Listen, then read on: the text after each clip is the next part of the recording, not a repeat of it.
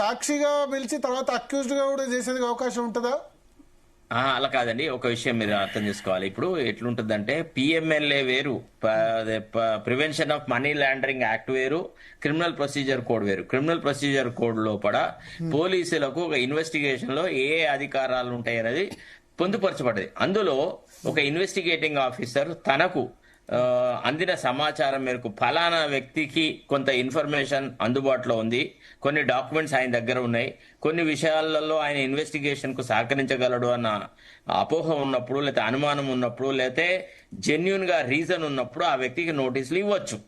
తర్వాత హరీష్ రావు గారు పోయి సిట్టు ముందర ఇచ్చినటువంటి రిపోర్ట్ అది ఏమైనా కావచ్చు కాక, అది కేసీఆర్ కి అనుకూలంగా కావచ్చు, కేసీఆర్ కి వ్యతిరేకంగా కావచ్చు, ఇంకెవరికన్నా వ్యతిరేకంగా ఉన్నా అనుకూలంగా ఉన్నా ఆ స్టేట్మెంట్ కు సంబంధించి బలమైన ఆధారాలు ఉంటాయి తప్ప a statement before the police officer is not an evidence at all. దానికి ఎవిడెన్షియరీ వాల్యూ ఏం ఉండదు. కాబట్టి ఇది ఒట్టిగా టీ కప్పుల తుఫాను, ఒట్టిగానే ఏదో ఒకటి చేస్తా ఉన్నారు. మనం చెప్పిన మాట 100% కరెక్ట్. అదేమంటే ఇది డైవర్జన్ టాక్టిక్స్. చరణ్ కౌశిక్ పాపం ఎంత జబ్బలు దర్చుకొని గొంతు దించుకొని మాట్లాడినా ఇది కేవలము ఒక దాని నుంచి ఇంకో దానికి పోవడం. ఎందుకంటే పార్టీ హైకమాండ్ దాకా ఇది పోతుంది. ఇప్పుడు ఈ బొగ్గు గనుల వ్యవహారము, ఈ లొల్లి, తర్వాత ఈయన విదేశాలకు వెళ్లిపోవడము, ఇదంతా ఉంటది కదా. సో కాబట్టి దాని నుంచి పక్కకు తప్పుకోవడానికి ఇంకో మార్గం. మీరు ఒక ఇంపార్టెంట్ ఇష్యూ మీద డిస్కషన్ చేసేవాళ్ళు మీరే డైవర్ట్ అయ్యి వేరే టాపిక్ లోకి జంప్ అయినారు అని అన్నప్పుడు ఈ సిట్ ఇచ్చిన నోటీసులు ఎంత డైవర్ట్. నోటీసు మీకు పంపిస్తున్నాను, మీరు చూడండి. నా దగ్గర ఆల్రెడీ ఉంది. నాకు మీరు ఆ టాపిక్ చెప్పేటప్పటికే ఆల్రెడీ నా దగ్గర ఉంది. Notice under 160 CrPC criminal procedure code for appearance before the undersigned for examination in connection with further investigation అని చెప్పి reference criminal numbers crime numbers అన్ని కూడా చెప్పారు. చెప్పి with the reference to the above cited subject it is to submit that on 10th March case in crime number అని చెప్పి ఇవన్నీ చెప్పారు. పిఎస్ పంజాగుట్టలో నమోదైంది ఈ కేసు 10th March 2024 రోజు. The investigation made in this case it is revealed that you are acquainted with the few facts and circumstances of this case. Hence, you are requested to appear in person before the undersigned for examination for the purpose of further investigation upon receipt of this notice on 20th January at 11 hours at ACP office, Jubilee Hills, Hyderabad.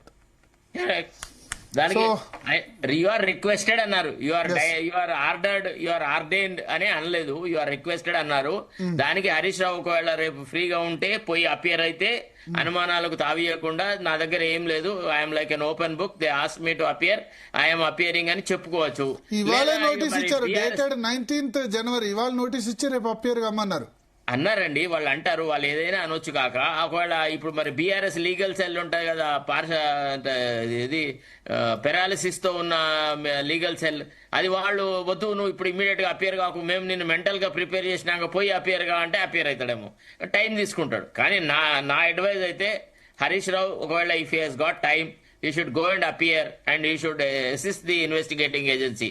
అయ్యే వాళ్ళు అడిగిన ప్రశ్నలు వినాలి, తనకు తెలిసిన మేరకు చెప్పాలి, తెలియని చోట నాకు తెలియదు అనాలి, నాకు డైరెక్ట్ సంబంధం లేదు. తెలంగాణ భవన్ కి హరీష్ రావు వస్తున్నట్టుగా సమాచారం అందుతుంది. అందుబాటులో ఉన్న నేతలందరినీ కూడా తెలంగాణ భవన్ కి రావాలని సూచించారట.